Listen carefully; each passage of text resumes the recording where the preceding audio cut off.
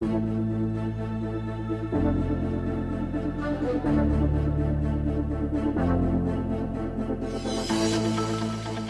to Sons of a Gun, a podcast about the DC Universe. I'm Alex Gunn. I'm Justin Gunn. I'm Pete. Also, Gunn. last name Gunn, also a Gunn. We're all three last name Gunn. We have a celebrity father we don't like to talk about on this podcast. We don't want to say who it is. Kiss ups to dad, though. Shouts to the DC Universe. And like we always say, kiss ups to dad, exactly. And he's alive. It's not like he's dead. He's alive. Yeah, he's just further working. north than we are right now. Exactly, 100%. Again, we don't want to say where or give any hints, but we are going to be talking about Shazam, Fury of the Gods, a.k.a. Shazam 2 today. So full spoiler warning here at the top because we're going to get into it. We're going to talk about it. The Easter eggs, the cameos, and of course, the big thing apropos of this podcast is what this means for the future of the James Gunn DC cinematic universe. Or not, as the case may be. Now, or not. Well, the reason I bring this up, and we'll get into impressions in a second, but to get it out of the way right off, this tanked the box office over the course of the weekend. Really? Yes. Yeah, it did It's really the bad. end Are of the you weekend. serious? Yeah, well, Pete, I know you saw it 29 million Bitch. times, which provided a lot of the chunk of change. Domestically, it made just over $30 million, which is about $5 million less than they were even expecting. It didn't do much better internationally, so things are looking grim. Yeah, but once it gets online, though, I'm sure it'll, you know what I mean? Online. You mean illegally streamed? Is that No, what you're I'm talking talking about, like, you know, when you can do the rentals and that kind of stuff. Yeah, like a Blockbuster and whatever. Yeah, Or on Yeah, HBO like when it Max. gets into Blockbuster. yeah, exactly. We'll see. We'll see what happens. Obviously, there's a lot more potential life. It's just not doing very well right now, which certainly paints I just wanted to Yes. normally when I go see a movie, I have the theater to myself, but for Shazam 2, it was packed. So I was like, oh man, it must be doing well. You know, if we want to get into it, I had the exact opposite experience. I went Friday night here in Brooklyn, and I was like, okay, you know, it'll be fun. Even if I'm like 50-50 on this movie, it'll be fun seeing it with an opening act crowd. Literally nobody in the theater. Like, completely empty theater. Wow. Finally, a couple of dudes came in towards the end and were shouting Shazam at inappropriate times, which is a lot of fun. Classic. Well, Pete, you saw it at Zachary Levi's private screening room, right? Yeah, when you say packed, it right. was you Or and the Zachary Shazam Levi. lady. He has Yeah. 2 seats. It's a 2-seater. 2-seater. Yes. All Best type of seats were theater. taken, so yes. So packed. very different viewing experiences there. Justin, did you see it a packed show, a empty show, or a show that was just right? I guess it was more in the just right capacity. It was like sort of fine, but it was by no means packed, I would throw out there. Okay. All right. Did you... Now, I got the Shazam porridge in the Zachary Levi head. Mine was a little hot. Pete, how was yours? It was just right. Oh, I gotta okay. say, leading into porridge over popcorn was a mistake, a marketing mistake for the Yeah, movie. exactly. I agree. 100% that. But you know, I got the 7-bucket deal where you get a bucket for every member of the Shazam League. Oh, wow. Including the Wiz, and I didn't eat much. Let me be honest. I'm glad you included the Wiz, man, because it's one of my favorite parts of the movie. Well, let's get into this and talk about general impressions of the movie first. I'm going to go to you first, Pete, because it sounds like you probably, I'm guessing, I feel like this is a safe guess. You liked it the most out of the three of us. So take it away. What did you like about this movie? Or not? I don't know. Surprise me. I Pete's got. had low expectations. I wasn't like, oh man, I can't wait for this. I was like, oh, this is out. I'll go check it out. Maybe it'll be fun, you know. And I was pleasantly surprised. I felt like it had from the DC flip opening, it had a fun kind of like tone, really was setting the mood right, I felt like. And I just felt like it was kind of a fun movie. There was a lot of like ridiculous moments, but overall, I just felt like it was a popcorn kind of family fun movie. Justin, what about you? I'm guessing you are a little bit more negative about it. Well, or surprise me. Yeah, no, I won't surprise you. I think that we recently watched and reviewed the first Shazam, and my review there was I was pleasantly surprised. I thought the movie looked different and better than a lot of other superhero movies. I thought they found some fun and surprising ways to sort of move through the characters, and while the script and the dialogue was a little hokey at times, I think in general, I had a more favorable look at the movie. And this movie, I feel like regressed on almost all fronts. It felt like the classic superhero movie intro where it's like random villains doing a random thing, being vaguely scary, but they have something that we don't know what they're after. And then it just moves through that. A lot of the dialogue I felt was aiming at comedy and missed a lot of the times.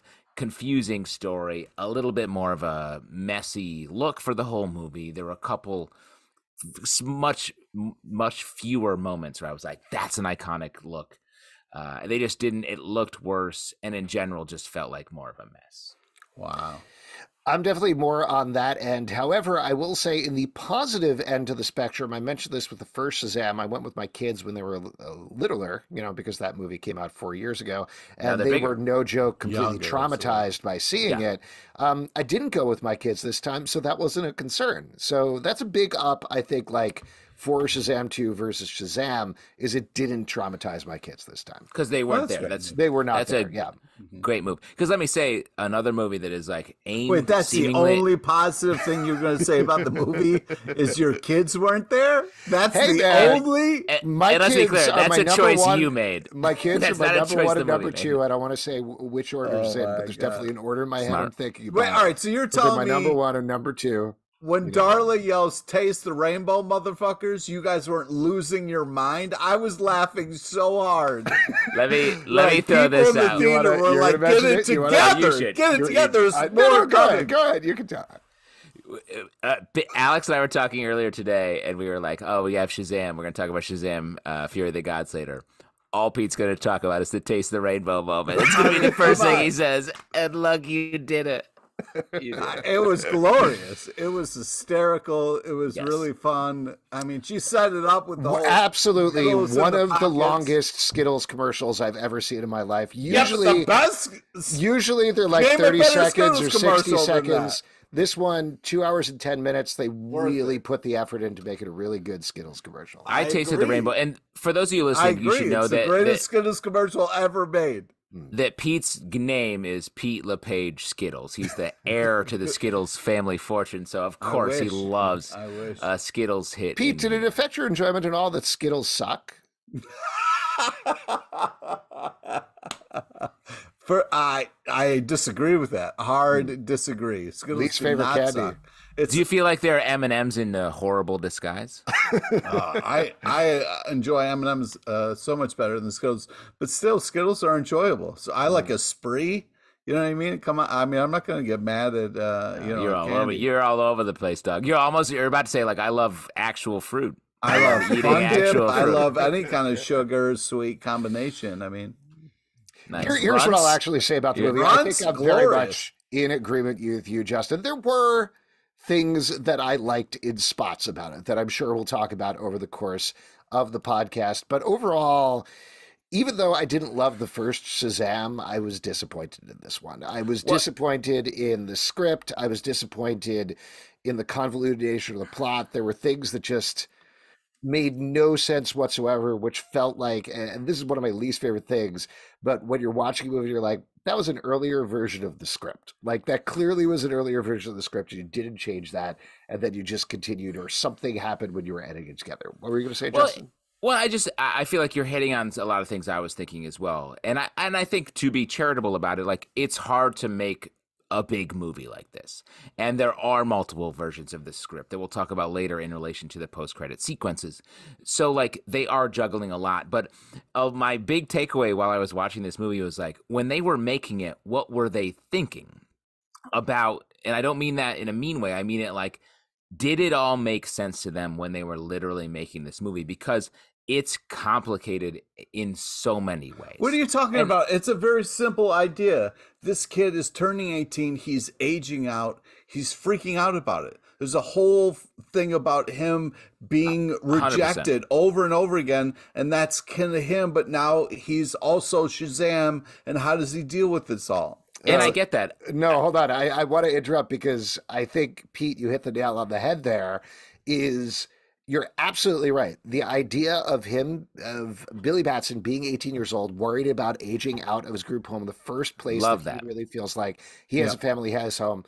thematically awesome. Really follows up really well in the first movie, has this huge emotional thread to it, pays off with, I think, probably the most emotional scene of the movie when his Yes. mom hugs him towards the end and is like, "You're my Billy, you're my Yeah. boy, that's who I Oh, And want." that moment was very great and touching. worked. I Yeah. thought Yeah. that moment really Very worked in the touching. movie. But the thing that I think you hit the nail on the head is you started after you were describing that, then to go into like, and also is what you added there. And that's the problem, is that that's the strong emotional thread. But it was like, also, he was like, "Ah, I can't get you control of my team. It's all or none." And then ultimately at the end, he needs to fight this dragon by himself and lock them out and not work with them. And then also he wants to date Wonder Woman and also all of these other things. And in the process, all of Who these doesn't other want to date Wonder characters Woman? What are you talking got about? completely lost, with the exception of Freddie, who I'm sure we'll talk about. But like, I think the worst example of it is Mary Marvel, who, if you think about, who's great, mind you, like the actress is Yeah. great,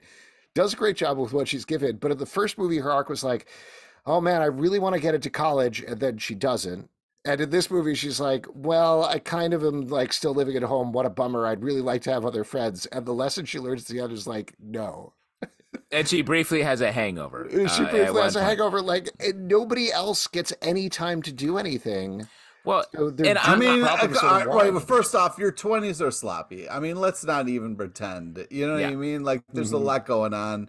There's a lot of ups and downs. She's 20s going are to be sloppy, fine. and so is Shazam too. Oh, maybe it was written and produced by a series of 20-year-olds, because that's honestly what it felt like. It felt like this movie features kids being adults, adult-looking superheroes, and I feel like this movie feels like it was written by kids and is like, this is a grown-up movie we made. Because I appreciate your point, Pete, about the emotional core that you identified. I agree with you. Talk to me about what was going on with the Daughters of Atlas. Tell me anything about the three of them and how they relate to each other. Actually, before you even get to that, explain to me why Anne, Rachel Ziegler's character, was going to high school. Yeah. it for the age she was portraying, it was age appropriate. Yeah. Because like, I wish we talk a lot about comic book movies and about villains are sort of almost the organizing principle of comic book movies. Movies that work have great villains. You got your Thanos. You got your Kang, even though Ant-Man wasn't great. I think Kang's a good future villain here. And in this movie, we have villains that we don't understand. We don't understand what they're doing and why they're there. We get a reveal, but it doesn't. This is one huge question for the movie. What was Anne's power set? How do her powers work? Her power set was totally Wait, didn't straightforward. you see Inception, dude? I mean, It come was on. Doctor Strange Mirror Dimension was her power. She had Yeah. seen the first Doctor Strange. She and can was doing turn the the mirror world dimension like thing. a That's Rubik's the stupidest Cube. thing you've ever said. Yeah, But wait. exactly. She But had wait. Rubik's Cube powers, but with the world. Yeah, that So was many her power. questions here. Was she turning the world? Because when she turned the world, it didn't affect the world. It only affected the person. And she could occasionally teleport a person, and the world would move around them. No, man. Her powers look cool in the end. Exactly. And I think that was a huge problem. That was a cool visual, a time-consuming visual, where at the end I was like, what? And when she lost her powers, I was like, thank you, because I'm dizzy.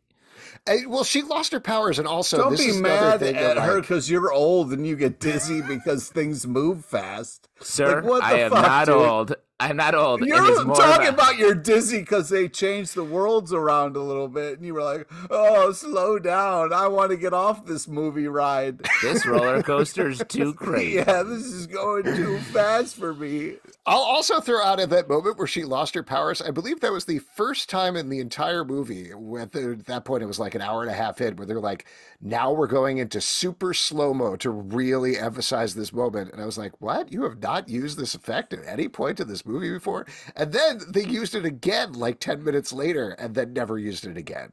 So to me, that points to just a general visual sloppiness in the movie in terms of how they were putting together and pacing it out. But here's what I'll say about Daughters of Atlas that I was thinking about while I was watching the movie is it actually has a very similar problem to what we were talking about with Savannah in the first movie, where it's generously 70% of the way there in terms of tying into the theme, where there are these three sisters and they are family and they want to bring their world back and hold on to their old world. right? They wanted to keep it that way. But then the way that it actually executes is Lucy Liu's character is like, no, I'm going to take this apple and put it here. And Helen Mirren suddenly has a turn and is like, Billy Batson, whatever help you need, I'm happy to help you. And Rachel Ziegler's character, Anne, the entire time, like we're talking about, she's like, I'm a regular high school kid for no particular reason. Oh no, my sister's here. Now I talk in a different accent and I'm a different character. It's not entirely clear why I was doing this thing. So none of those thoughts really connect to each other when it feels like they could have pushed it the 20 to 30% more to be like, Billy is trying to hold on to his family and his old life as much as possible. They are trying to hold on to their family and their old life as much as possible. Yeah. And we have these two warring forces, but that never comes together in a Wait, cohesive way. First off, when it comes to the daughters, I thought it was very family representational, where it was like, if you walk up to anybody in the family and ask them what's going on, they're going to tell you a completely different thing than what's actually happening, because shouts to that. they're just using their own baggage to give you a view of the world. And I thought that was very hilariously accurate. I agree with you. I wish they had sort of front porched that and made that the movie, where it was like, we had the Shazamly doing their thing, and then the daughters, where they were at first very austere and very serious gods, but behind the scenes they were messy, just as messy as we almost got there with the movie, but instead it felt forced and fake when the daughter's family fell apart, because it just wasn't. I think they needed to let us behind the scenes there, give us a little vision. I mean, it was clear Lucy Liu liked riding the dragon, and other people were like, yo, I want to turn, and she was like, I'll murder all of you. I mean, we've all been there with family members. Yes, I think, just to keep following this train of thought that we're going down, I felt for sure when Lucy Liu made that turn, which was kind of set up, but not really set up exactly. But just following from there on, where you're like, okay, we're heading to the final battle. We have to have an antagonist. We haven't already monsters, et cetera, et cetera. If you follow the idea of she's saying the opposite of what Billy Batson has been saying the entire movie, all or none, and she's like, no, just me. I'm the one who's going to do it. If you get a battle of the Shazamily finally coming together and being like, yes, Billy, you're our leader. We stand behind you. Let's do this. Let's take her down together. We are a family. She has abandoned her family. That shows the opposite between the hero and the villain. But again, I know I said this before, but it ends with a one-on-one thing where he sacrifices himself by just shooting, lightning out of a dome. No, because it was like Lucy Liu was like, she held the stick for a little bit, the talking stick, and she got real excited. And then Helen Mirren was like, no, you can't get to talk. And it was like it's that thing with the family. It's like, if you take that stick from me one more time, I swear to God. And that was it. That was the last time. And then she was going to turn on her family. You know what I mean? So let's talk about the production schedule a little bit, because I think this points at least a little bit. Wow. No. I think this is kind of points to the fact that, like, why this, at least in part, why this happened the way it did, where the first movie came out, it was a big success the opening weekend, or like a surprise success, did better than people expected. Yeah. And they almost immediately started working on a second movie. And ostensibly part of the reason was, hey, these kids are getting older. Let's do this very quickly. Let's get this movie out there. Let's strike while the iron's hot, while people are still excited about it. And that was back in 2019. By the time they started to get things together, COVID hit and they weren't able to shoot it anymore. And the shoot kept getting delayed and delayed and delayed. And things kept changing in the background in terms of the DC universe, in terms of Warner Brothers, in terms of these kids getting much older. Not all to Stranger Things height, but certainly some of them were like, you're a little too old at this point to actually be matching up to this. And by the time they finally got it and shot the thing, then WB and DC were again going through all these changes that we've talked about a lot here on the podcast that eventually led to James Gunn and Peter Safran, who, by the way, was a producer on this movie and the previous movie, taking over DC Studios. And they ended up delaying it even more, almost not, I don't think it was totally a year, but like a very long time. So this is slightly out of its control, but also in some forces in its control. Like, they took some extra time to work on the VFX, which still did not look great across the board, but that kind of is what it is. This movie came out at least 2 years later than it should have, is my point. You know? That was a long-winded point. I think that first off, I think the point is the movie was also that way. The visual effects weren't like horrible moments that completely pulled you out of the movie. The flying was pretty bad. Like across the board, the flying was pretty bad. Also, this is not exactly a VFX problem, but why were there two entirely different bridge attack scenes? That was weird. Dude, people love bridge attacks. They do. Well, they love bridges. But let me say this, like, because like I agree, it wasn't. The VFX people get a lot of blame in the superhero movies for like it wasn't perfect. I think it's more of a writing problem because I think the writing in this movie was messy. Like the bridge attack, what in the beginning of the movie was messy because it was like, what's the point of this? Like they are sort of saving the day, but they're also sort of not doing a good job, and it's sort of just like they're bad at saving the day. I mean, it's to kind of show that they're like a good team, but they also are kids and can't exactly save the whole day. They can save part of people's lives, but overall they're still trying to figure things out. But I walked out of that scene thinking like unclear that first off, you shouldn't have walked out. I walked out of the movie. I walked out of the movie. You got to sit for the whole thing. You don't No. Once the bridge dies, you're out of over there. notes and stuff. That's not how it works. No, here's how. When I sit in a movie, I'm like, if I don't like this, I'm going to slowly walk out.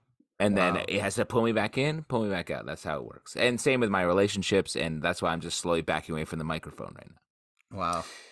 It was fun working with you. If we want to talk about the bridge thing in particular, like you're saying, other than the sloppy VFX, there were two things that jumped out at me about that scene. One, they had David F. Sandberg's wife, who died in the first movie, was back as a lady driving a car. She was the one going off the bridge playing Hold It Out for a Hero.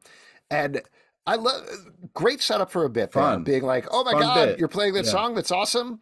That scene was not paced to that song at all. Like which I could have forgiven if it was something they added in later, but it was a major feature of the scene and it was just not edited to that. And then beyond that, just talking about texturally, like you're saying, them getting blamed for that. The bridge was breaking beforehand for no explicable reason that didn't really tie to the plot. Like I thought it was going to be a Doc Ock and No Way Home thing where the Daughters of Atlas were attacking the bridge or something to draw them out. But nope, it was just bad infrastructure on Philadelphia's part. I mean, think about that. Yeah, that's what they're really talking about. You know what I mean? Well, Philadelphia is the Ben Franklin Bridge, which connects to Jersey. I think Philadelphia was like, fuck that state. Yeah. Let's cut this bridge off.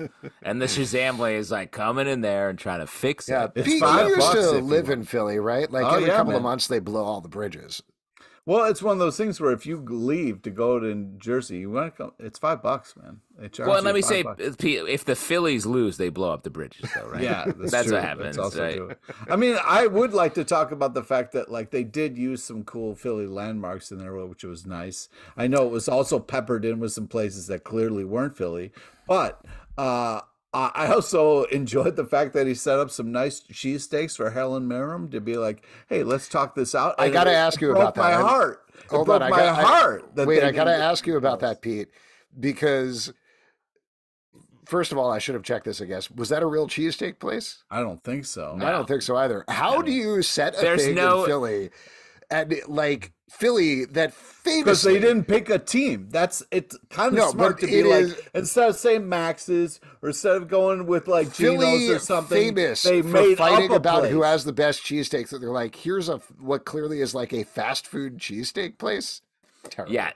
Also, there's the way they sat that down. That was like a hot dog joint in Vancouver or something. Like, there's clearly was not a Philly. And then that was followed up by the most uncomfortable scene of the though. movie, where Zachary Levi's proceeded to repeatedly body slab Helen Mirren on the floor. I got so uncomfortable watching that when that happened. Like, I understand she's the super being, but him being like lifting her over his head and being like, were you like, Helen Mirren? Yeah. Shouts to Helen Mirren for doing this role because, like, she was in it. She had Why to do the wouldn't most. You do this role? This is fun. But she had to do the most, like, high octane melodramatic acting, and then she had to get beat up the most, and then she had to also turn tables. Do you think her and Lucy Liu argued over which one would took what? They were like, no, you take this part. No, I don't want. That's definitely not how casting works. But Lucy Liu got to hover above it all and be like, I'm just sort of bad the whole time. Well, Helen Mirren had to be like, yeah, I'll get wrecked and then be a good guy for a second. Like, it was just a mess. Well, I like, mean, I can't imagine. If you get shot and you could get saved, you're gonna maybe have a change of heart. I can't imagine just dropping that language on Mira and like, okay, here's what you're gonna do. You're gonna have to say all this stuff, get beat up, and then eventually be like, "I love you, Shazam," or whatever. Like that's hard. She's a hardcore actor, dude, and you have to say that. When you get close to the end, maybe you got to change your heart, man. Jesus, Wait, dark. you saying she's old? You saying end of her life? I'm saying after you get shot, maybe you're like, hey, I'm okay. making some bad choices. Yeah, they didn't actually shoot her for the movie, though. No, they shot the body slamming scenes last because she died after that. Oh my god! I do have one more question, not to stay on this cheesesteak scene, but in the scene they have a joke where Shazam is like, if there's one thing I've learned from the Fast and the Furious movies, it's you can always count on family. Now, Helen Mirren was in the Fast and the Furious movies. She's been in a couple of them. Is Helen Mirren the actress in Fast and the Furious in the DC extended universe, and there just happens to be a goddess who looks like her? Or is the Fast and the Furious series entirely different somehow in the universe that Shazam exists in? Yeah, is her character in F8 Hespera, the goddess of the daughter of Atlas? I mean, she was also in Hobbs and Shaw, and she wasn't wearing that sweet visor. So, I mean, I think the answer is yes, and then sometimes no. Honestly, that's probably the right answer. So yeah, that's the correct answer. Thank you for keeping us honest, Pete. Here's one thing that I did like about the movie, which is the other thing that I really liked about the first movie is Darla. Do you want to talk about Darla, Pete? I mean, I can hold on to my point if you're bursting at the seams to talk about Darla. No, yeah, it seemed like you were going to say something positive. So yeah, I was. I was going to talk about Jack Dylan Grazer as Freddy, who I think is great. Like he has very funny, has good comedic timing. He had, of all of the kids, and I'd include Billy Batson, probably the most complete emotional arc over the course of it. Got to be a hero. His chemistry with Rachel Ziegler was good. Yeah, that whole hero tap was really fun and sweet. Yeah. And so he came out of the movie blameless, I think. What a compliment. That's just as good as an Oscar. The Blameless Awards. I do think the scene when he is fighting down the fear dragon, and they do a good job of setting up the dragon as like capitalizes on fear. Right. Freddy being someone who's conquered his fears because he's been bullied relentlessly his whole life. Yeah. And while the earlier scenes between he and Anne are like so schlocky teen stuff, it still worked emotionally for me when he does face down that sort of fear fire and comes to Anne's aid. And it like even that emotion, the relationship when they were sitting together and held hands at the end of the movie, I was like, I'm here for it. And that is not easy given the material that they were starting with. So shouts to him. Can I mention one thing? I agree, real quick, Justin. It was very, it was a transcendent hookup that, I think a lot of people are shipping right now. He's into older women. I don't know about a lot of people, but Alex. That was a fun moment when Mom was like, what's with our kids and older ladies? Good joke. Older women. Cute joke. I do want to throw out one thing just before I forget, and then I'll get back to positive things that I was going to say. But that scene when they're holding hands, they're like, Anne, what are you going to do now? And she's like, well, I think maybe I'm going to explore your world. And then 5 minutes later, when the wizard comes in, they're like, what are you going to do now? And he's like, well, I think I'm going to explore your world. And I was like, you didn't write another line. Like, you just said that line. It was so weird. I have a lot of questions about the wizard's look when he comes in. Like, was he on Project Runway briefly? Did he, what's he coming in with? I mean, think about it. If you're a wizard trapped in a cave, where are you going to go first? Project Runway. Well, and let me throw this. Let me throw this out across the board. The wizard ended up having sort of a larger role in this movie. Yes. I wish they gave him some character. Instead, he was this weirdo the whole time who just said random stuff. And I think they had a huge opportunity. His head on Wonder Woman's body was hysterical. I mean, let's talk about that. How long are we going to go without talking about how much fun that was? Let's talk about that in a second. But if they had given the wizard some sort of childlike, because we've set up this idea that the Shazam and the rest of his family are kids in superhero bodies. The wizard, millennia old, if he also acts like a child, then everything sort of rhymes. And they were almost there with the way he was behaving. and he can still When be he cool. did that mock voice, that was hysterical. But for him to be out of touch and childlike in the way that out of his element, I thought would have been such a funny choice. It would have added so much comedically to a movie for a character who He's didn't been do much. just in jail. What do you?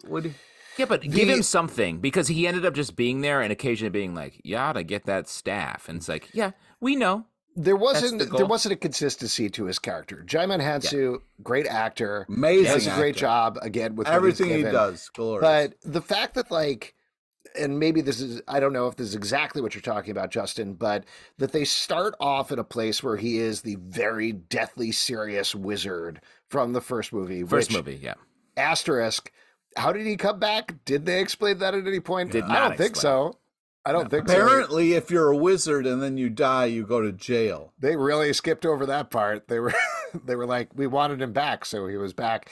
But he's very, very serious up until he encounters Freddy, and then suddenly he's a sarcastic quip machine, which, mind you, they had good chemistry together. They played off of each other well, but I was thrown by the fact that he went from shouting at Billy Batson to then later on being like, "Billy, based on nothing, you are the greatest hero of our age, and I chose you wisely, despite the fact that you screwed up everything at this point.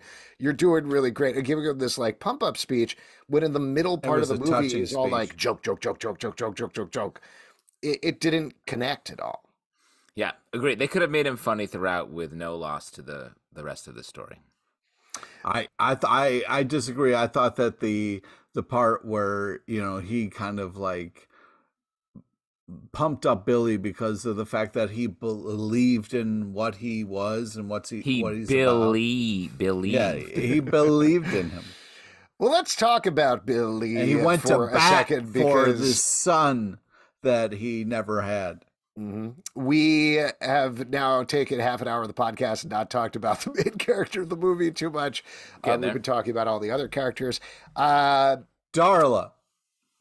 Go ahead. Talk about Darla, Pete. No, you're going to. Oh, okay. All right. I was going to talk about Billy. I was going to talk about the two Billies. We get a lot more Zachary Levi in this movie, which sucks. I think we can all agree on that. Asher Angel gets a much more downsized role. And I got to say, he's very strong as an actor. Zachary Levi's performance and Asher Angel's performance, no connection.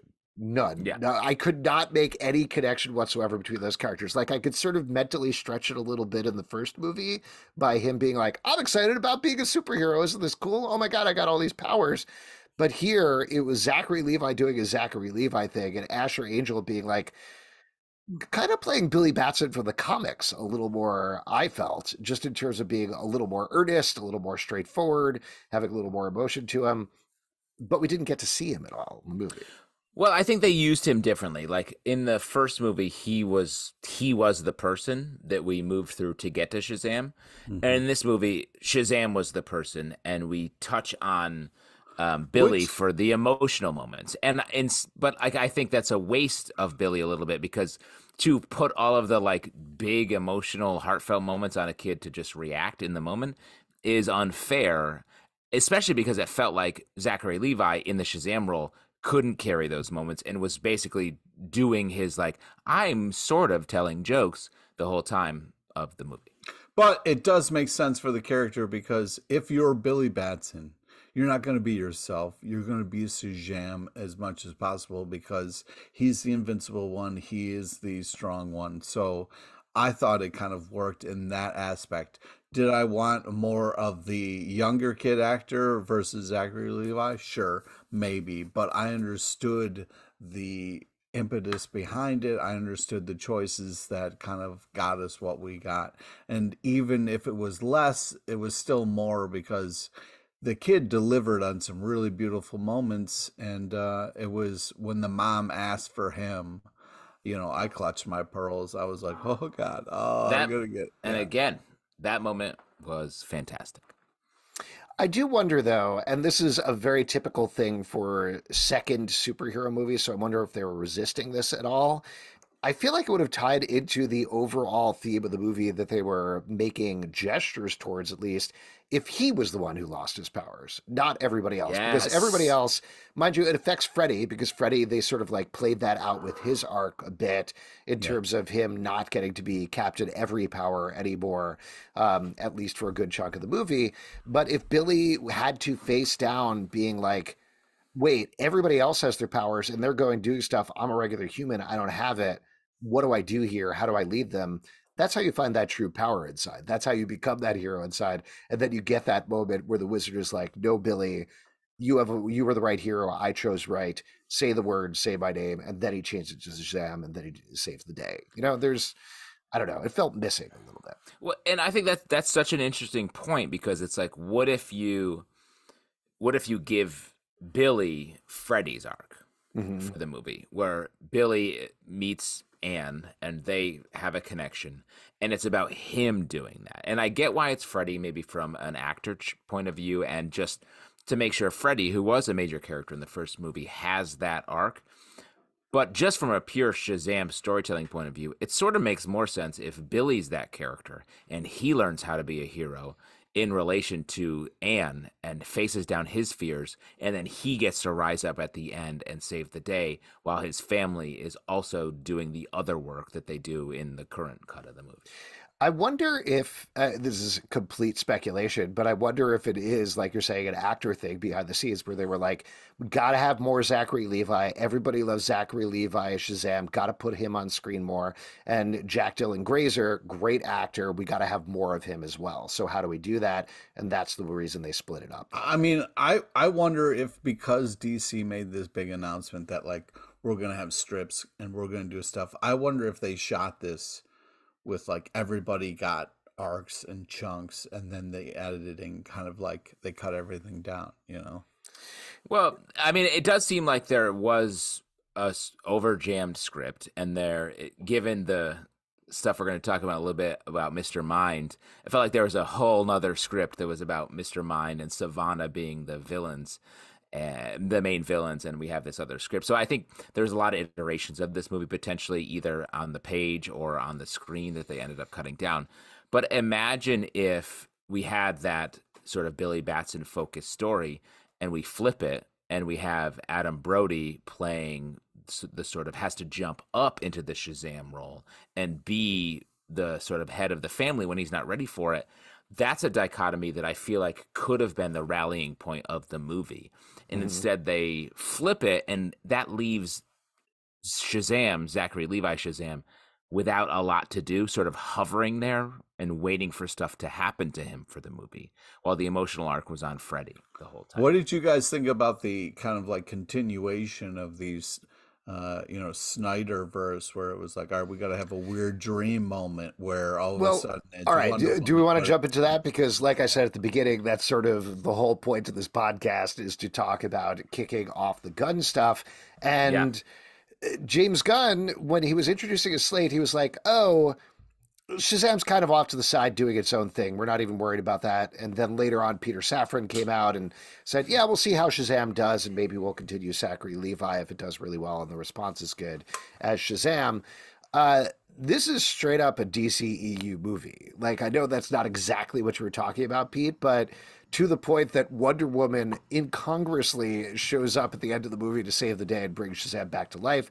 They're talking about Batman and Superman all the time. There's a end credit scene that, by the way, was supposed to tie into Justice Society. They were supposed to have the Justice Society from Black Adam show up, but they were not available. So instead, at the last second, they got two folks from Peacemaker. But again, it's like very heavily entrenched in the DCEU. There's also that thing at the beginning where he's at the pediatrician's and he's talking about Aquaman and the Flash and all of these characters. So that's kind of why I said at the beginning it's a lame duck. Like, I don't see a way they can continue this in any fashion. Lame duck is a great way of describing this movie, because I think, and I say that in the political term, where it's like, it's not to say this movie doesn't have quality. Yeah, and if also you're a fan of it, for all the ducks out there, you're not lame, just because Justin shouts to our duck fans. Right, and quack, lame quack ducks all can day. still be delicious. They can still be delicious. You put a little orange sauce on them. Man. Doesn't Yeah. matter whether they're lame or not. You know what I'm talking Get about. that orange duck confit shit going. But what I think lame duck is, it's a something that has lost its power without being blamed for it, because the DC universe is moving past this movie. The Justice Society stuff, I think, is going to go away. Even Wonder Woman appearing here is sort of like, oh, she's not part of the future by DC's own admission. So it makes sense that she does show up in the end as a big reveal. Come on, It man. felt like that was shot with the idea like, look, she's here. That must mean this is important. But now it's like, oh no, she's not important anymore. That's bad for the future of this movie. It's super sad. And even the Justice Society post-credit thing is sort of like, I don't think they're I going do love way. that bit though, where he's like, she says justice, and he's like, I'm in, and then it's not Justice League. So two things that I'll mention. There's a bunch of like bit. behind the scenes things that I'll mention that I thought were kind of interesting about this in terms of how they had to like pivot and change, which is very surprising. I mean, you'd expect, hey, it's all Warner Brothers productions. It's all one big family. You could just make these things happen, but you can't. For example, that post-credit scene, they were expecting. So basically, they had the spot in the woods where they could shoot. They were like, this is stupid. It just looks like a spot in the woods. Let's build something there. So they built an entire gas station, and they were supposed to have the members of the Justice Society from Black Adam show up, and then the schedule didn't work out. And they were like, shoot, we have this built. We only have like a day or two. And this was, mind you, years ago. Apparently, they did this when they shot this. Like, this was not a last second thing. And they're like, okay, we can get these two guys from Peacemaker. Let's quickly write a scene for them and shoot a scene for them, and let's go. Does it make sense that they're asking him to be in the Justice Society? Probably not, but let's do it anyway. So they did that. The other thing that I was going to mention in terms of the Wonder Woman thing, there was a little bit of a scuff up online, to put it lightly, about this past weekend, but Gal Gadot was not actually there on set when they shot that. The way that obvious in the movie, if I may Yeah. say, from I mean, I have a little bit more of an eye from working in production, but I was like, yo, she's that shoulder, that Shazam shoulder in her shot. I was like, no way she was on set. Yeah, but it was also kind of like an inside joke, because they already did that with the Wizard, where they put somebody's head on somebody else's body. So it was almost like, you know, they were totally no. To be clear, like in terms of that bit, playing off against the headless Henry Cavill from the first movie, doing a bit where he goes on a dream date with Wonder Woman. You don't get to see her head. You're like, oh, they're doing this again, and then it's the Wizard's head. Fun, and then they and played fun that at off. the end. Yes, and fun with the Wonder Woman thing where they zoom up, they go to her neck, and you're like, God damn it, they're going to do it again. And then they go up, and it was Gal Gadot, and I'll tell you, the five guys in the back of the theater who kept shouting Shazam, very excited about it. They were, that's a good setup punchline situation that they played out well. I thought that was fun. so too. But the way that they shot it, which I don't blame them, I just think this is kind of interesting. They shot it with a stunt double on stage wearing the Wonder Woman costume, and then later on the director directed Gal Gadot over Zoom on a stage to essentially reproduce those movements. So I think they did a good job, but if you watch the scene over again, it is interesting to see how you can see how nobody's actually interacting with her. The only time you see her in a shot with them, it's either, like you're saying, over the shoulder, or the thing where she plants the staff is right over her head and you can't actually see the face. So there you go. Interesting. Well, and that's just production background, but I mean, I think they worked that well into the story. If we were in a different world where Justice Society was going forward and there are going to be more Wonder Woman movies, I think this would play a lot better, and it would be like, oh, this is being woven in. But we're in a world where the entire creative team has changed. Black Adam was a failure at the box office, so this whole universe is a little bit burnt in general.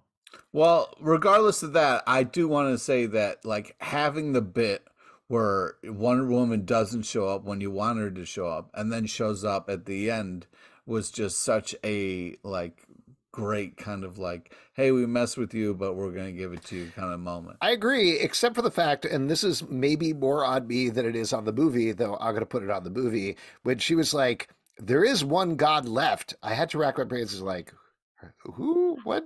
She's a god? This continuity? What's going on here? It's been a couple of years since I've seen the movie. Calabac? Huh? And she is half Zeus. That was established in Wonder Woman. So we do get that. But it literally feels like a Deus Ex Machina showing up there. Where That's literally a definition of Deus yes, Ex is the Machina, definition by the of way. it, and also the fact that like the Daughters of Atlas the entire time were like, we got to get this apple, we got to plant it here in our realm and bring our realm back to life. And the Shazam family is trying to stop them the entire time. At the end, Wonder Woman is like, I planted this seed. Now the realm has come back to life. Isn't that nice? And they're like, yeah, that is nice. That sounds good. Is weird. That's all. It is weird, and that you shouldn't have planted the seed because it was not meant for this world. So that's why we got all those monsters and shit. But then Wonder Woman stopped all that. It was like, all right, No. like, They were in the God this. realm. That's where they were burying Billy. They buried Billy in like dust. The God It's like a world. weird dusty grave. Yeah. Yeah, like an old cowboy grave. Yeah, it was fun. Yeah, it was like they buried him 1 inch Then under the did like ground a little, in the like desert. sand. Yeah, like a little. Yeah, they couldn't bury him, so they just piled dirt on top, and then I did like, like the this- zombie bit. I thought the zombie bit was good. Him That was fun. it was Agreed. fun. It was fun. Here for it. If you're gonna do that, you got to do a zombie bit. If Can I mention, though, my favorite part of the movie, which I think, based on our discussions, it already sounds like at least one person absolutely hated this. My absolute favorite part of the movie, the part of the movie that I unequivocally liked, was the end credit scene with Mr. Mind and Savannah. Because what? Because it was a joke? Because it was Because a weird... It is. So, for those who haven't seen it, although I'm assuming most of you have, in the first movie, we get Savannah is in jail. He's scribbling things on the wall. He's trying to get back to the Rock of Eternity, and he just can't do it anymore. He doesn't have the magic. And then Mr. Mind, this worm creature who escaped from Rock of Eternity, comes in and is like, we're going to team up. We're going to take down Shazam. Oh, the things that we're going to do together. And they both start laughing. So, like Justin was saying, the assumption was that the next movie was going to be Savannah and Mr. Mind. And in fact, they wrote an entire script. That's what it was supposed to be. But then they felt like, we just wrote the first movie, but bigger. That's all we did. Why don't we change it? And took them out of the script. I think they were also supposed to be like a secondary plot line at some point. So they pulled that out as well. I think the idea was that Mr. Mind is the one that opened the door for the Daughters of Atlas to come through. Okay, there was we go. the original idea.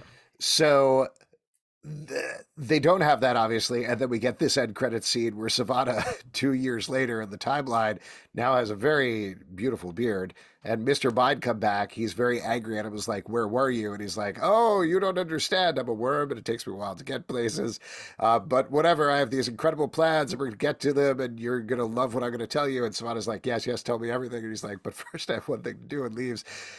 Just the whole bit of like never getting to it, I thought is so funny, and they're never going to do this. But my main impression was like, I didn't like this movie. I want them to make 31 more Shazam movies where they have this at the end of every credits, and they never get to it.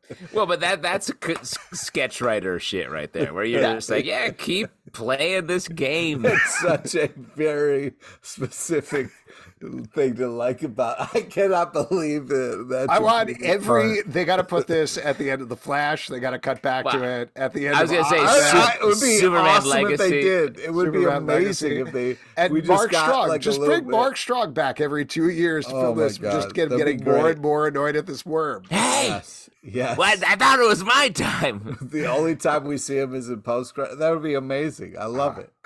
So good. It would be so great. Agreed. That was fun. Yes, I mean, we all but you agreed. didn't like it. We all And- agreed on something. Yeah, and I get it. Like, I get it textually. So talk about it, Justin, your problems with that existing. With Mr. Mind stuff? Yeah. Well, I mean, it's just, I mean, I think it just points to what I was saying earlier, where it's like, this movie's messy. And like, we spend so much time on the Daughters of Atlas. We have the Mr. Mind thing at the end. It's like, I would have been happier with a more focused movie if Mr. Mind was the villain that was about this family sort of trying to be a family while also trying to do their superhero business, or getting into all the doors. We had a little bit of gesturing to the possibility of the doors in the Rock of Eternity. I love the way they tricked out the lair for this movie. I thought that was really cool. And they used the doors a little bit. It could have been an easy sort of fantastical story of them going into a door, making a mistake, and having that intercede into their world, and them having to fix it as a family versus You wanted a Monsters Inc. movie, is what you said. You wanted. I wanted a simple movie.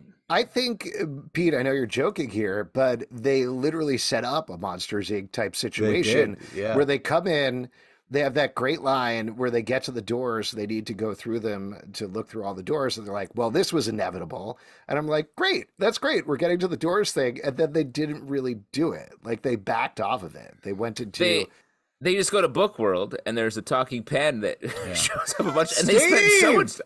Steve the Steve talking was pen. great. Steve was awesome. It's fun. It's funny. Like the reading the letter when Helen When he Mirren's reading the shrugged. letter. When Helen Mirren's reading the Oh letter, my that's God, yeah. that was a good bit. That was a good. It was a really fun. Little the burning sketch in the violin, also a very good bit. Yes, that Like, also was a great bit. There's some good bits throughout the movie, but it's like you're saying, Justin, I didn't find it consistently It was funny. messy. Like there were a lot of bad jokes that didn't work, and I don't want to fully be mad at Zachary Levi, but he can't. He's good at giving quick response jokes, but if it's like a joke that is like a setup punchline or like there's a more meaningful punchline here, he's not good. He's good at just fast responses. And so when you rely on him to really land a lot of comedic material, I think he's not great at it. But the more scenic jokes or the more premisey jokes, like the letter we're just talking about, I thought landed.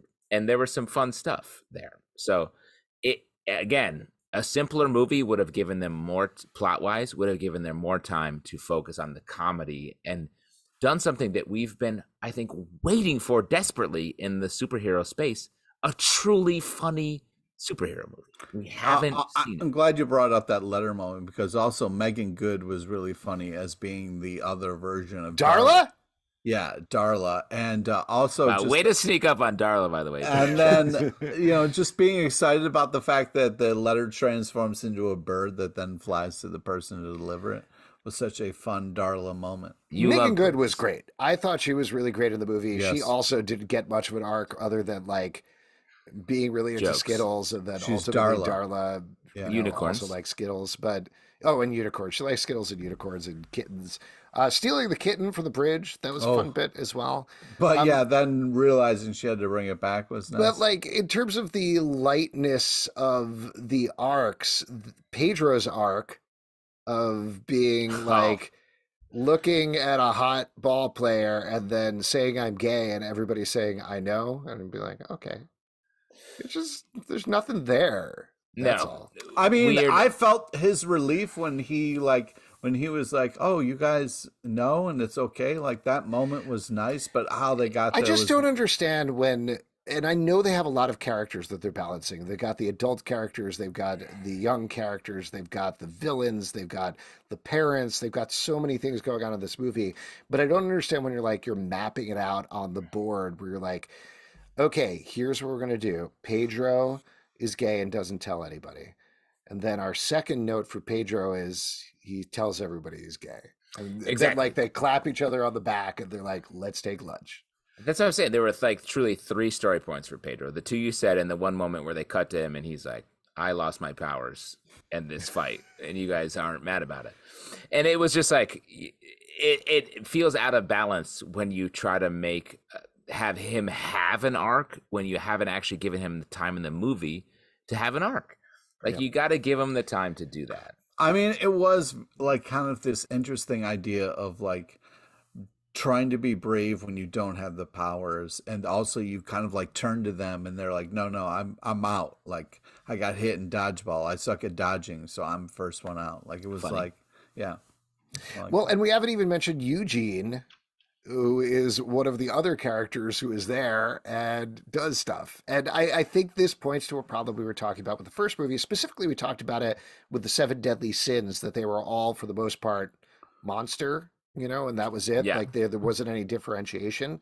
It feels like they brought the same thing to the Shazam family here. They had very sketchy arcs in the first movie, but you felt like now that they're established, you could expand them more.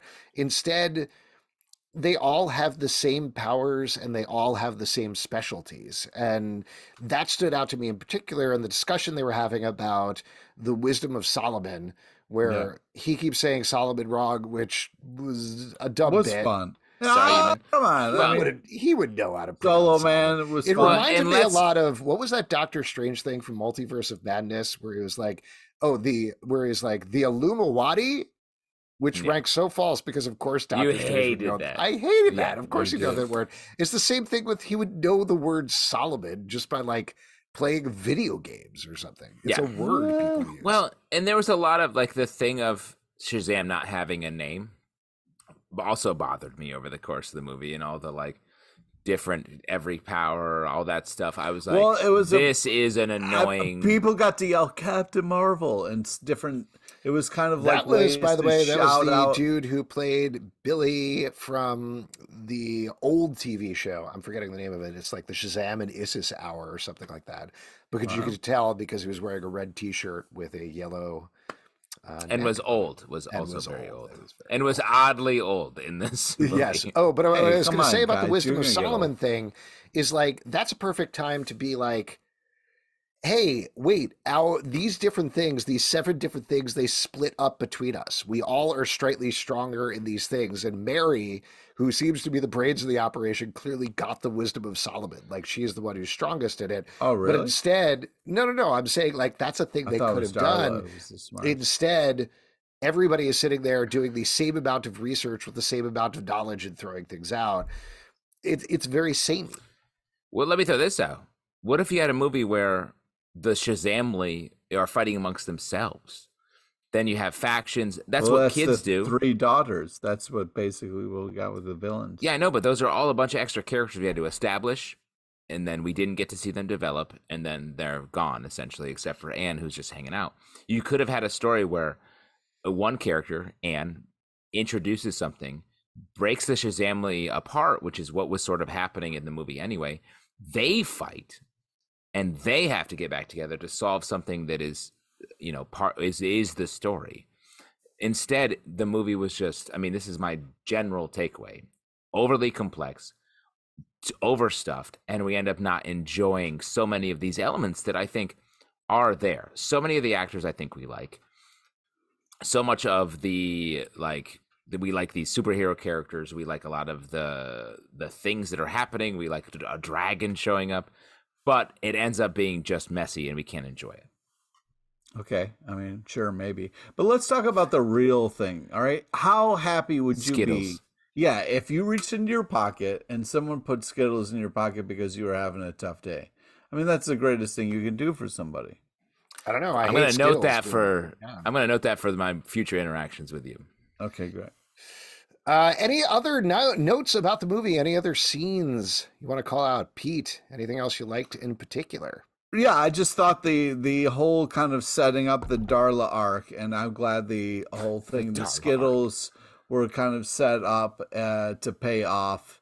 And that's the Skittles arc. That's the Skittles arc, not that Darla arc. No, the fact that Darla loves animals and was all about kittens, and then of course was like unicorns are the answer. So I thought that was a very fun kid thing, a way to kind of get out of this, because those unicorns look scary, but not to Darla, man. You know what I mean? She sees hearts. She doesn't see, shapes. So it was just, it was beautiful. Oh yeah, I forgot that they established she's shape blind. Yep. Yeah. Which is just called regular blind, I think. Yeah, I think that's vaguely blind.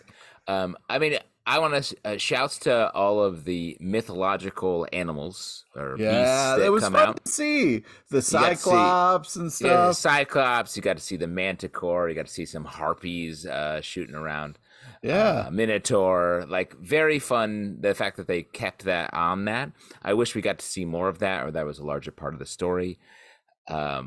I think the dad saying the battle wagon was a fun moment. Well, I was gonna say the mom and dad, like the mom had just maybe the emotional core of the movie for someone who was on screen for a total of like 6.5 minutes, but she still was able to deliver on that and connect with Billy as a character. I thought that was great. The dad is fun. They were able to really land a lot of the comedy, and in a way where it's like you're so on the side of this story, yet you're doing so much more work. So I would say shouts to them. I'll give a shout out to something that I didn't think actually panned out completely well in the movie, but I like anyway. Gail Simone, who is a pretty famous comic book writer, had this great thread Yeah, on she is. Twitter where she was talking about how she was emotionally affected by the movie and how she was connecting with it. But one of the things she talked about is that this is one of the few superhero movies where it's not characters who are billionaire. They're struggling with money. They're, Yeah. middle to lower class. That's something that affects them in certain ways. And I really liked that idea, and I really liked how she was putting it out there. I thought that was a very smart comment. It's something that I wish had played in a little bit more because, Yes. like, I love the idea that we find out the parents have finally bought their house and only to have it wrecked. That was But that that was it a tough doesn't, moment, it's a tough especially moment. hit you older people because I was like, "Oh, you just bought it." I was like, "Oh, Yeah, Yeah, no, and I it's a feel that. bummer. It yeah." doesn't really seem to affect them negatively too much because they have the house and they're rebuilding There it was by so the many end. other things happening, but There yeah. are so many other things happening, but I think there's like, again, like we're talking about, there's the bones of things that are there that are really good about this franchise and about this movie, but I just don't think it gelled together. Well, and I think on that, if they had really focused in on that and superheroics as their sort of family business, and what that would mean for them, where they're like, they don't have a lot of money. How do we make money? We're all superheroes. Do we tell our parents? How do we deal with this? Like, I thought could have been fantastic as a driving story for the whole movie. I want to say one other thing, Alex. I think it's so funny you talk about how the first movie scared your kids so much when you watched it with them, and you didn't bring them to this movie. And in this movie, watching it, it was like, this is a movie for kids. It's fun. It's funny. And then they have that moment where that teacher is walked off of the top of Oh the Oh my my school. God, God, I yeah, was like, Deirdre Bader. an actor we know Yeah. yeah. and love, unnecessary, Unnecessary at unnecessary, all. Yeah, that was a cold Yeah, ass there's a moment. couple of things horrifying. like that, and it's kind of a funny moment, but like the unicorn completely impaling the Cyclops as it's Oh running. yeah, There's yeah. things that go like a little too far with the violence and the reality of it, which is weird. But When we saw Diedrich Baker as like, oh, he's a fun teacher who likes Freddy because he identifies with him, and then truly 6 minutes later, he walks off the and roof. they make I a was joke like, about his body exploding as he lands. It's horrifying. horrifying, I Horrifying just stuff. think maybe if you lower your expectations for the movie and maybe aren't so dead inside, you can have some fun. Well, let me throw out Oh, there they were already this. at rock bottom, Pete. So Yeah. Uh, I was talking about Going like this you, movie is you a lame guys. duck. It's a little bit of a burnt situation for going forward into the DC universe. Is this the last DC movie of this style? This feels very much in the style of Ant-Man This is a, Quantumania, where it's like, oh, an this overly isn't bloated a movie. DC style. This is the fun DC movie. Well, but let me say, this is a movie that's overly bloated. That's like was messily made. Was probably shot completely sort of out of order, and like, oh, let's pick up this scene. Let's pick up this scene. Similar to I think how Ant-Man Quantumania was made. Is this the last movie like this we're going to see? Well, I do. This is like a little bit of a side answer to this question, but I think given how badly this movie has underperformed and how badly Quantumania has underperformed, there's a lot of discussion about is the shine off of superhero movies? And I think the answer is yes. People are not automatically going to see it just because it's a new superhero movie in theaters opening weekend. They don't feel the necessity. Will there be superhero movies that still draw in people? Absolutely, just like any other sort of movie. Like they're not dead or anything. But this in particular, talking about the DC stuff, even though it's not them, and they could say it's not them, this puts more pressure on James Gunn and Peter Safran to deliver when it finally gets to their time. And obviously, we don't know what's going to happen with The Flash. We don't know what's going to happen with Blue Beetle or Aquaman 2 or anything like that. But even if, let's say, those movies, like all of those movies underperform, it only gets them so far in terms of being like, no, we weren't involved in that. That wasn't us. That wasn't us. Because if you get an entire year of bombs, they have to over deliver with that first movie that they come out with way more than they have to right now. I don't know that they all will. Like we talked about this before, but Aquaman is the biggest success I think that DC has had. So even if Aquaman 2 is absolutely trash, it still may do fine. The Flash, there seems to be a lot of hype on. Blue Beetle, maybe they didn't want to spend a lot of money, but I do think, like, in particular, Shazam 2 giving a sour taste at the box office and also to critics and also to not all fans, but some fans, definitely makes that job of winning people back harder, because frankly, as deep as we are in the world, most people aren't like, just you ask a regular person on the street, they're not going to be like, well, Shazam 2 is not part of the new James Gunn DC continuity, so I'm waiting for that. Like, they don't care. It's just superhero movies. Well, but I think it's a shame for them that this movie came out at this much more dire time. This movie was made in a time where it's like, yeah, we're just keep making superhero movies. And then it's coming out at a time where the stakes are way higher than they anticipated. And that's unfortunate for them. However, I think the Flash movie, everyone knows the stakes are high on that. The same way everyone knew the stakes are high for Quantumania, and Quantumania failed. So it's on Flash. If Flash can deliver, then I think DC steps up into a place that they may be. There's going to be a ton of articles about how they are in the. Take it easy with all that. No, seriously. We haven't even gotten there yet. And you're already I know we're not there yet, but let me just say, I mean, obviously Guardians 3 is coming, and that's going to be a hit, I think, unequivocally. I agree. But if Flash hits as well, we're in a good place where things are operating, as opposed to right now where it's like, oh, another bummer. Well, and also I'll 2. throw out there in a weird way, if Guardians 3 hits, that's also a plus because it's a James Gunn movie. Like, people see it as a Marvel movie, but it's written and directed by James Gunn. It's in his style, so people are going to be much more emboldened to be like, okay, feeling good about his DC slate now. Well, and James Gunn is like, I made Guardians and I back Flash to the bone. He's like, this is the best superhero movie I've ever seen. It's like, yo, you made a bunch of them. What are we doing here? You're doing the two competing movies at the same time? Okay, dude. We ride with you. And that's good, but it's also dangerous. Stakes are high. The stakes are very high. For daddy. For daddy. For whoever. For dad. Yeah, sorry. For whoever.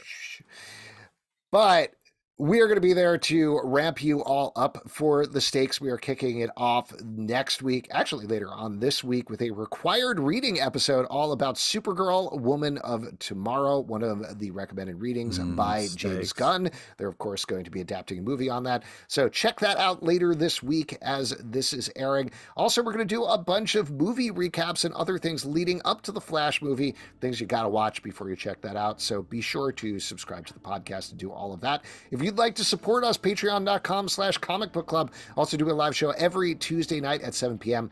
to Facebook and YouTube. Come hang out. We'd love to chat with you about the DC universe. Apple, Spotify, Stitcher, or the app of your choice to subscribe, listen, and follow the show at Comic Book Live on Twitter, comicbookclublive.com for this podcast and many more.